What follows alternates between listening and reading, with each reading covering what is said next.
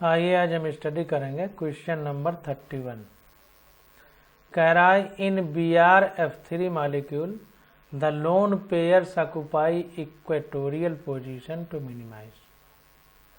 तो कह रहा है कि जो हमारे पास BF3 अणु है इसमें जो लोन पेयर है यानी अयुग्मित इलेक्ट्रॉन है जो आबंध बनाने में भाग नहीं ले रहे हैं, ऑक्युपाई इक्वेटोरियल पोजीशन, तो वे जो है विषुवत रेखीय अवस्था में पाए जाते हैं। इक्वेटोरियल का पोजीशन का मतलब इक्वेटोरियल अवस्था में। तो कह रहा है टू मिनिमाइज मतलब किसको कम करने के लिए। तो जाहिर सी बात है कि किसको कम करने के लिए है, तो हम अगर किसी अणु में देखें तो अणु इस अवस्था में रहना चाहता है जिसमें जो प्रतिकर्षण बल है वो कम किया जा सके। तो इसके बारे में हम लोग देखते हैं।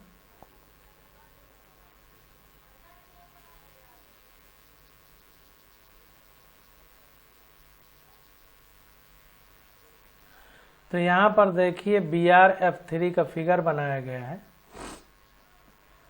हमने बताया था कि केंद्रीय परमाणु उसको मानेंगे जिसकी विद्युत ऋणात्मकता कम है। तो F से Br की विद्युत ऋणात्मकता कम है यानी इलेक्ट्रोनेगेटिविटी कम है, तो इसको जो है हम लोग केंद्र में रखेंगे और ये सब टर्मिनल यानी बाहर रहने वाले परमाणु हो जाएंगे।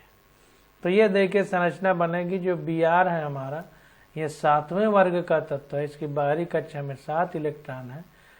तो 1 2 3 इलेक्ट्रॉन तो इस फ्लोरीन के एक इलेक्ट्रॉन से मिलके 3 बंध बना लिए। अब 7 इलेक्ट्रॉन बचे तो 2 2 4, 3 तो यूज हो गए तो 4 बच गए, यानी 2 लोन पेयर यहाँ पर उपस्थित है। तो जाहिर सी बात है कि ये आबंध है, इस पर ये जो अयुग्मित इलेक्ट्रॉन है जो बंध नहीं बना रहा है तो इनको प्रतिकर्षित करेंगे, तो ये प्रतिकर्षण होगा। इसीलिए फ्लोरीन एक ये यहाँ पर है। वैसे इसको इस तरह होना चाहिए कि सबके बीच 120 डिग्री का कोण हो, लेकिन जो है इस प्रकार से ये लोन पेयर इसको दबाएंगे, इसलिए फ्लोरीन इधर आ गया है। अब इसको देखते हैं। तो कह रहा है bent T shaped geometry in which both lone pair occupy the equatorial position. तो कह रहा है कि मुड़े हुए टी आकार की जो आकृति है इसकी वजह से ये इधर आ गया फ्लोरीन। तो जो देखिए ये टी जैसे बन गया। तो वही कह रहा है कि मुड़ी हुई जो टी टाइप की आकृति है ये इक्वेटोरियल पोजीशन जो ऑक्युपाई कर रहा है हमारा लोन पेयर, ये विषुवत रेखीय अवस्था में है। जैसा कि जियोमेट्री इसकी हो गई ट्राइगोनल पिरामिडल, तो ट्राइगोनल पिरामिडल जियोमेट्री हो जाएगी।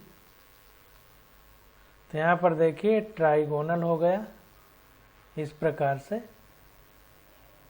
ट्राइगोनल, और ये जो फ्लोरीन है ऊपर नीचे तो ये पिरामिड की तरह हमको दिखाई देगी, इस तरह पिरामिड बन जाएगा।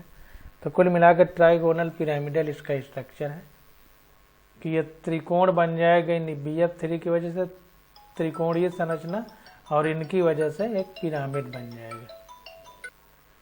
तो ये ट्राइगोनल बाई पिरामिडल स्ट्रक्चर हो गया। इसको चाहे ऐसे समझ लीजिए कि ये ट्राइगोनल बन गया और एक पिरामिड ऊपर ये बन जाएगा इस तरह से, एक पिरामिड नीचे, तो बाई पिरामिडल हो जाएगा।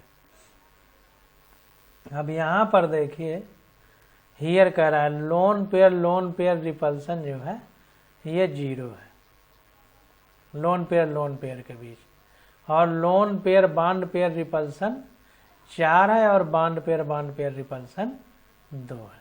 तो इसको समझ लेते हैं। तो यहाँ पर देखिए कि ये जो लोन पेयर है ये विषुवत रेखीय है इक्वेटोरियल पोजीशन पर। तो विषुवत रेखीय जब होता है तो उस पर लोन पेयर का प्रतिकर्षण नहीं होता है विषुवत रेखा में। तो देखिए लोन पेयर रिपल्सन 0 है। अब लोन पेयर बॉन्ड पेयर की बात करें तो ये जो लोन पेयर है इस बॉन्ड पेयर पर रिपल्सन करेगा। तो एक बार इस पे माना जाए, एक इस पे माना जाए तो 2, इसकी बात करें तो एक इस पे एक इस पे, इस तरह 4 lone pair bond pair repulsion हो जाएंगे, लोन पेयर बॉन्ड पेयर। अब बॉन्ड पेयर की अगर बात करें तो मान लीजिए ये है बॉन्ड, तो ये बॉन्ड इसको भी रिपल्सन फोर्स लगाएगा, इस पर भी। तो 2 बॉन्ड पेयर रिपल्सन रहेंगे, 4 लोन पेयर के बॉन्ड पेयर पे रहेंगे रिपल्सन, और 2 हमारे लोन पेयर के बॉन्ड पेयर पे रहेंगे, और लोन पेयर चूंकि विषुवत रेखा में है इसलिए 0 रहेगा।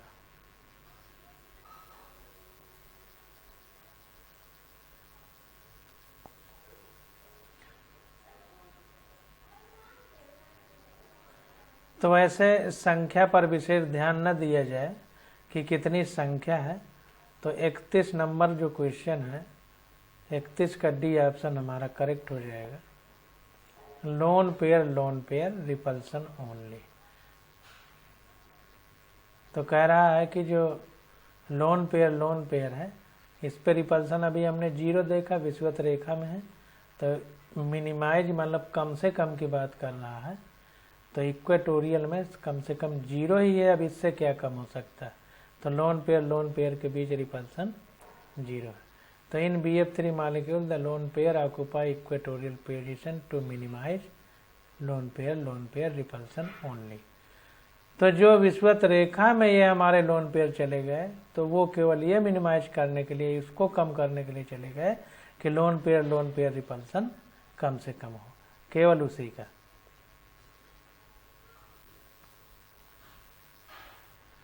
अब देखिए 32 नंबर क्वेश्चन आ गया। तो कह रहा है in NO3 minus ion number of bond pair and lone pair of electron and nitrogen atom are. तो NO3 माइनस जो अणु है, इसमें जो नाइट्रोजन परमाणु है उस पर कह रहा है कितने बॉन्ड पेयर हैं और कितने लोन पेयर हैं। तो सबका फिगर बनाएंगे, फिगर बना करके हम लोग इस बात को समझ लेंगे। तो 32 का देखते हैं। तो NO3 माइनस का हमने फिगर बनाया है। तो ये देखिए N है, N में 5वें वर्ग का तत्व है, तो 5 इलेक्ट्रॉन बाहरी कक्षा में होंगे। ऑक्सीजन 6वें का है, तो या तो 6 इलेक्ट्रॉन के साथ बंध बनाएगा, या 2 की कमी है तो दूसरे के 2 के साथ बंध बनाएगा। तो 2 की कमी है तो 2 इलेक्ट्रॉन के सहयोग से ये नाइट्रोजन से बंध बना रहा है। तो यहाँ पर देखिए ये ऑक्सीजन जो है इसकी बाहरी कक्षा में 6 इलेक्ट्रॉन होते हैं, तो 2 अगर और हो जाए तो ऑक्टेट कंप्लीट हो जाए। तो ये क्या करता है, अपने 2 इलेक्ट्रॉन को नाइट्रोजन के 2 इलेक्ट्रॉन के साथ बॉन्ड बना लेता है, तो इसका ऑक्टेट यानी 8 पूरे हो जाते हैं। तो डबल बॉन्ड ये बना लिया। इस ऑक्सीजन की बात है तो ये भी डबल बॉन्ड बनाएगा, तो एक बॉन्ड बनाया है, एक ये नेगेटिव चार्ज रखा है, तो 2 बंध की तरह, आबंध की तरह इसका भी सिस्टम बन जाएगा। अब ये ऑक्सीजन जो है, ये नाइट्रोजन क्या करता है कि इस ऑक्सीजन को, इसके पास 6 हैं, तो 2 अपने इलेक्ट्रॉन देके इसका भी अष्टक पूरा कर देता है, यानी ऑक्टेट कंप्लीट कर देता है। तीर इधर को लगा, यानी जो भी बंध बना है आबंध, उसमें पूरे के पूरे इस नाइट्रोजन के इलेक्ट्रॉनों का श्रेय है। तो इस प्रकार से संरचना बन जाएगी। तो देखिए कह रहा है in NO3 minus ion nitrogen has 4 bonds pair of electrons. तो 2 2 4 हैं, तो 4 बॉन्ड पेयर ऑफ इलेक्ट्रॉन है इसके पास, and no lone pair of electrons, किसी भी प्रकार का बिना आबंध वाले इलेक्ट्रॉन नहीं है। अब देखिए नाइट्रोजन जो है के पास कोई भी बिना आबंध वाला इलेक्ट्रॉन नहीं है। तो 4 लोन पेयर हैं, 4 बॉन्ड पेयर हैं यानी आबंध वाले, और कोई भी बिना आबंध वाला इलेक्ट्रॉन नहीं है। तो 1 2 3 4, देखिए एक इलेक्ट्रॉन ये, मतलब एक ये बंद, एक ये बंद, एक बंद ये, एक बंद ये। तो इस प्रकार से 4 आबंध वाले इलेक्ट्रॉन हैं नाइट्रोजन के पास, और कोई भी इसके पास इलेक्ट्रॉन जो बिना आबंध वाला है वो नहीं है। तो 32 का डी ऑप्शन हमारा करेक्ट हो जाएगा। 4 लोन पेयर और 1 0, 4 बॉन्ड पेयर और 0 लोन पेयर नाइट्रोजन के पास होंगे। क्वेश्चन नंबर 33 देखते हैं। कह रहा है in which of the following bond angle is maximum. तो कह रहा है जो 4 विकल्प हमको दिए गए हैं इनमें से बॉन्ड एंगल किसमें मैक्सिमम है।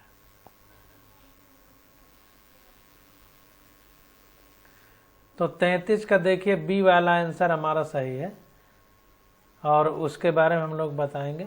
तो bond angle is maximum in NH4+ tetrahedral molecule with bond angle 109 degree.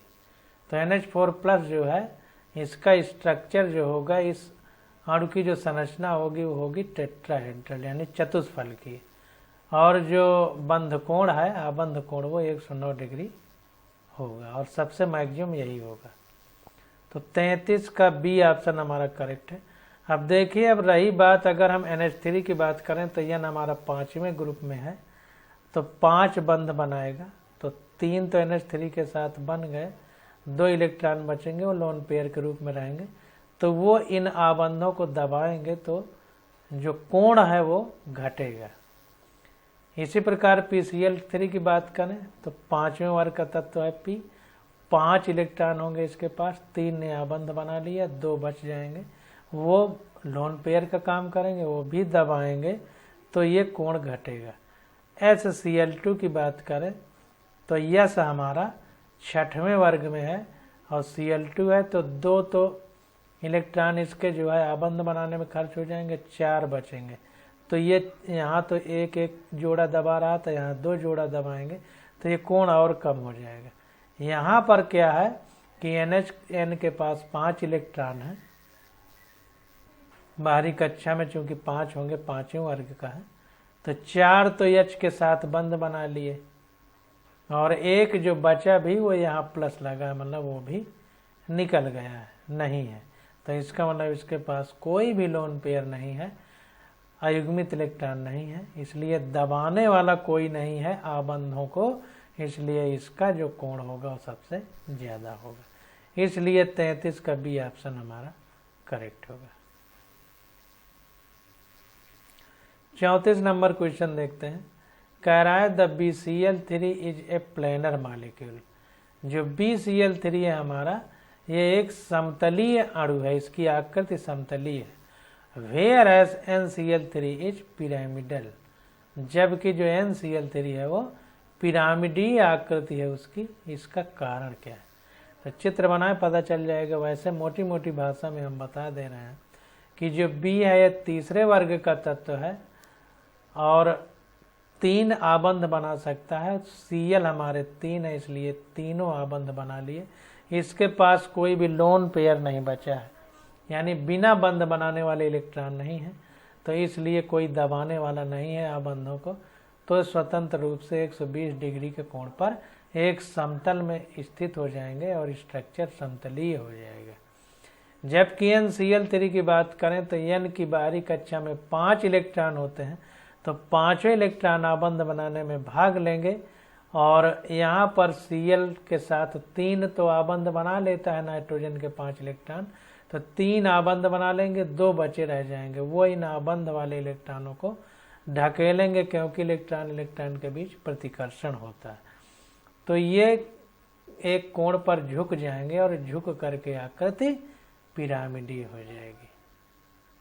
बाकी हम लोग देख लेते हैं। तो देखिए यहाँ पर कह रहा है कि there is no lone pair on boron in BlCl3। तो बोरान में कोई भी अयुग्मित इलेक्ट्रॉन नहीं है, यानी जितने भी इलेक्ट्रॉन थे वो B के बाहरी कक्षा में वो सब बंध बना लिए। Hence no repulsion takes place, जिससे कोई भी लोन पेयर और बॉन्ड पेयर के बीच प्रतिकर्षण बल नहीं है। आबंधी इलेक्ट्रॉन और बिना आबंधी इलेक्ट्रॉनों के बीच कोई प्रतिकर्षण नहीं है। There is a lone pair on nitrogen in NCl3, जबकि जो NCl3 है इसमें लोन पेयर है, यानी बिना आबंध वाले इलेक्ट्रॉन है। रिपल्सन टेक्स प्लेस, जिनके बीच में प्रतिकर्षण होगा। Therefore BCl3 is planar molecule. अब BCl3 में कोई प्रतिकर्षण नहीं है इसलिए वो समतलीय है। But NCl3 is pyramidal molecule. NCl3 में चूंकि रिपल्सन है इसलिए वो पिरामिडीय है। 34 का बी ऑप्शन हमारा करेक्ट हो जाएगा। BCl3 has no lone pair but NCl3 has a lone pair of electron. अब 35 नंबर क्वेश्चन देखते हैं। तो कह रहा है in compound X all the bond angles are exactly 109 degree 28 minute. तो X इज, तो कह रहा है एक हमारे पास यौगिक है जिसको X माना गया है। तो कह रहा है उसके जितने भी बॉन्ड एंगल हैं वो 109 डिग्री 28 मिनट के हैं। तो वो X क्या है, वो कंपाउंड यानी यौगिक क्या है। तो जायज बात है कि चतुष्फलकीय संरचना में ऐसा होता था जैसे CH4, तो उसी से मिलती जुलती आकृति हमारी CCl4 है, कार्बन टेट्राक्लोराइड। तो इसके बारे में देख लेते हैं। As all CCl bond are directed toward the corner of a regular tetrahedron। तो जैसे CH4 का स्ट्रक्चर चतुष्फलकीय था और कोण 109 डिग्री 28 मिनट होता था, तो CCl4 उसी प्रकार CH4 मिलता जुलता है। तो इसलिए जो संरचना CH4 की है वही CCl4 की है, रेगुलर टेट्राहेड्रल स्ट्रक्चर है, चतुष्फलकीय जिसको बोलते हैं। तो 35 का बी ऑप्शन हमारा करेक्ट हो जाएगा। अब आ जाते हैं वैलेंस बॉन्ड थ्योरी से संबंधित क्वेश्चन।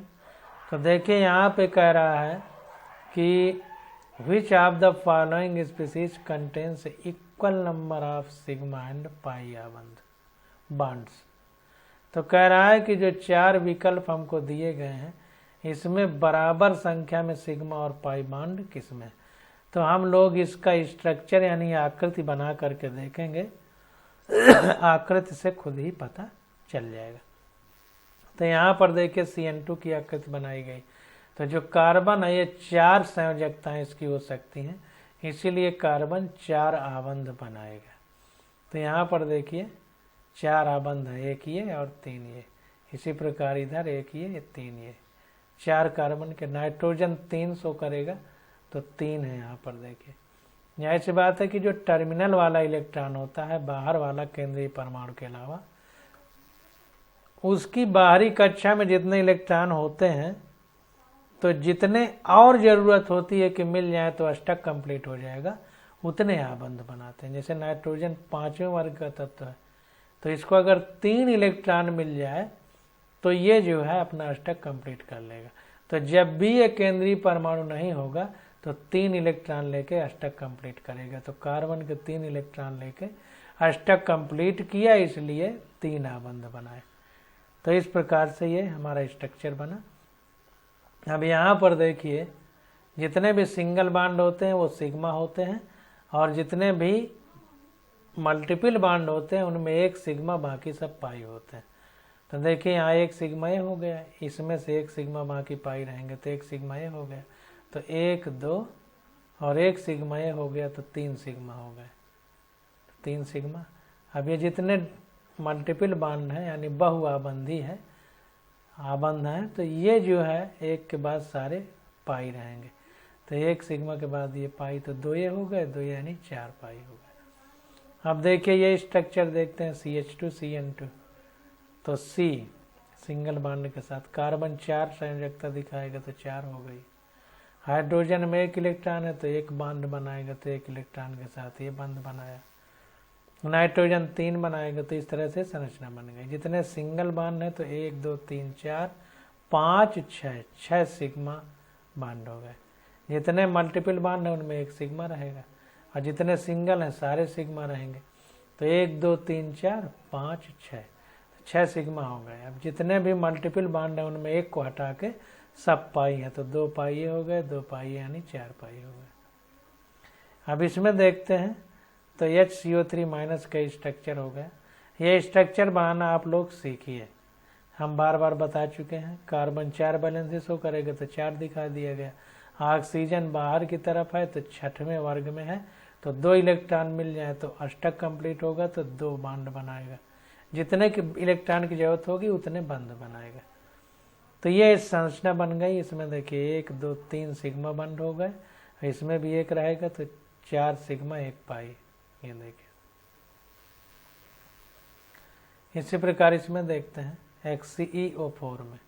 Xe हमारा जो है 18वें वर्ग का तत्व है, यानी 8वां वर्ग कह सकते हैं, यानी बाहरी कक्षा में 8 इलेक्ट्रॉन है, अष्टक कंप्लीट है, तो 2 2 4 2 6 2 8 इलेक्ट्रॉन है।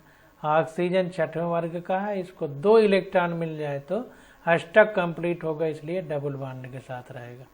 तो ये स्ट्रक्चर बन गया। तो इसमें अगर देखें तो चूंकि मल्टीपल बॉन्ड है तो एक एक सिग्मा होगा, एक एक पाई, तो 1 2 3 4 1 2 3 4 4 सिग्मा और बाकी पाई रहेंगे, तो 1 2 3 4 4 पाई। तो इसमें XeO4 में 4 सिग्मा है और 4 पाई है। तो यही हमारा आंसर सही हो जाएगा 36 का डी वाला। तो 36 का डी ऑप्शन हमारा करेक्ट हो जाएगा। अब 37 नंबर क्वेश्चन देखते हैं। तो कह रहा है which one of the following molecules contains no pi bonds, किसमें एक भी पाई आबंध नहीं है। तो जाहिर सी बात है कि जिसमें केवल एकल आबंध होंगे, सिंगल बॉन्ड होंगे, उसमें पाई नहीं होगा। तो सारे स्ट्रक्चर बना करके हम लोग देख लेते हैं। तो 37 का देखिए पहला ही बनाया गया पानी का H2O का। तो ऑक्सीजन हमारा केंद्रीय परमाणु है, इसकी बाहरी कक्षा में 6 इलेक्ट्रॉन होते हैं। तो हाइड्रोजन के साथ एक एक इलेक्ट्रॉन मिलकर बांध बना लिए, तो 6 में 2 यूज हो गए, 4 बच गए। तो वही 4 इसको दबाए इन आबंधों को, तो कोणीय आकृति बन गई। तो एक एक सिंगल बॉन्ड बना है, तो एक सिग्मा है, पाई एक भी नहीं है। तो 37 का डी ऑप्शन हमारा करेक्ट हो जाएगा H2O। अगला क्वेश्चन देखते हैं। कह रहा है which of one of the following statements is not correct for sigma and pi bonds. कह रहा है कि सिग्मा और पाई बॉन्ड के बारे में जो 4 ये विकल्प दिए गए हैं, तो इनमें से कौन सा नहीं सही है, ये हमको बताना है। तो 38 का देखते हैं। 38 का बी ऑप्शन हमारा करेक्ट है। वो ये कह रहा है कि मतलब गलत कौन सा है, मतलब सही नहीं है, ये हमसे पूछा जा रहा था। तो 38 का बी वाले में कह रहा है बॉन्ड एसोसिएशन एनर्जी सिग्मा की 347 किलो जूल प्रति मोल और पाई की 264 किलो जूल प्रति मोल है। 38 का बी देखते हैं। कह रहा है bond energy of sigma and pi आबंध आर रेस्पेक्टिवली 264 एंड 347 किलो जूल प्रति मोल रेस्पेक्टिवली। ये हमारा सही नहीं है, नॉट करेक्ट पूछ रहा है, ये सही नहीं। सिग्मा की एनर्जी 264 किलो जूल प्रति मोल कह रहा है और पाई की 347 किलो जूल प्रति मोल कह रहा है। ये हमारा ऑप्शन गलत हो जाएगा।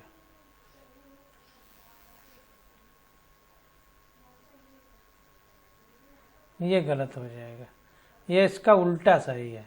सिग्मा बॉन्ड की डिसोसिएशन एनर्जी 347 किलो जूल प्रति मोल है और पाई वाले की 264 किलो जूल प्रति मोल है।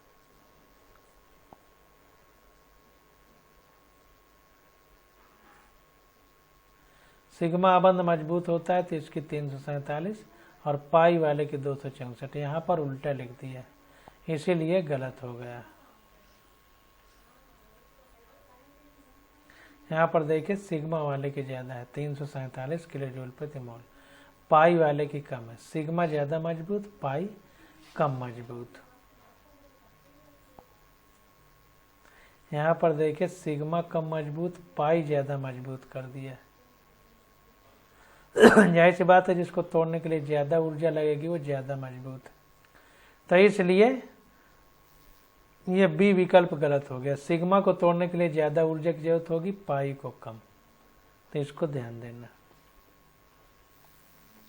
39 नंबर क्वेश्चन देखते हैं। कह रहा है main axis of A diatomic molecule is Z. कोई द्वि परमाणु का अणु है, यानी एक अणु है उसमें 2 परमाणु है, तो उनकी जो मुख्य अक्ष है वो जेड की तरफ है। कह रहा है molecular orbital px and py overlap to form which of the following orbitals. तो कह रहा है कि px और py जो कक्षक हैं वो आपस में अतिव्यापन करते हैं, यानी आपस में एक दूसरे से मिलते हैं। तो कह रहा है कि वो ऑर्बिटल कौन सा होगा, px और py मिल रहे हैं। तो ये हमको बताना है। तो यहाँ पर देखिए 39 का ए ऑप्शन करेक्ट है। पीछे भी जब हम पढ़ते थे तो पी का ओवरलैप होता था तो पाई बॉन्ड बनता था। तो वही कह रहा है कि for pi overlap the lobe of the atomic orbital are perpendicular to the line joining the nuclei. तो ये कह रहा है कि अगर पाई ओवरलैप होगा तो उसकी शर्त है कि जो पाई के लोब होंगे तो वो जो एटॉमिक ऑर्बिटल हैं वो परपेंडिकुलर होंगे, मतलब एक दूसरे से 90 डिग्री के कोण पर होंगे। किसके 90 डिग्री पर कोण पे होंगे? To the line joining the nuclei. जो लाइन ये नाभिकों को जोड़ रही है उसके जो लोब हैं प्लस और माइनस ये 90 डिग्री पर होंगे। तो देखिए लाइन जोड़ी जा रही है डॉट डॉट, तो इससे 90 डिग्री के कोण पर ये लोब हैं जो ओवरलैप कर रहे हैं, यानी अतिव्यापन हो रहा है, इसलिए ये पाई ओवरलैपिंग है। तो इसीलिए कह रहा है hence only side wise overlapping takes place, इसलिए केवल यहाँ से साइड वाइज ही ओवरलैपिंग हो सकती है अगर ये पास आएंगे तो, ठीक ना। तो इसलिए 39 का ये ऑप्शन हमारा करेक्ट हो जाएगा, पाई मॉलिक्यूलर ऑर्बिटल। तो ऑर्बिटल कौन से होंगे? वो पाई मॉलिक्यूलर। अगला 40 नंबर क्वेश्चन है, देखिए कह रहा है which statement is not correct. फिर देखिए गलत वाला हमसे पूछ रहा है कि गलत कौन सा है। तो 40 का देखिए ए वाला गलत है। कह रहा है ये sigma bond is stronger then a pi bond. अभी हमने पीछे पढ़ा था कि सिग्मा तोड़ने के लिए ज्यादा एनर्जी की जरूरत होती है, वही बॉन्ड डिसोसिएशन एनर्जी कहलाती है कि बॉन्ड को तोड़ने में कितनी ज्यादा ऊर्जा लग रही है। तो सिग्मा को तोड़ने में ज्यादा ऊर्जा लगती है, तो सिग्मा हमारा ज्यादा प्रबल होगा पाई की तुलना में। जबकि 40 के ए में क्या कह रहा है? A sigma bond is weaker than a pi bond. कह रहा है सिग्मा बॉन्ड कमजोर होता है पाई बॉन्ड की तुलना में, जबकि ऐसा नहीं है। ऊपर भी एक क्वेश्चन आ चुका है कि sigma bond stronger than pi bond. अगर यहाँ स्ट्रांगर लिखा होता तो सही हो जाता। तो 40 का ए ऑप्शन हमारा गलत है और गलत ही हमसे पूछ रहा है। तो आज की स्टडी बस यहीं तक। अब कल अगले लेक्चर में आगे हम स्टडी करेंगे।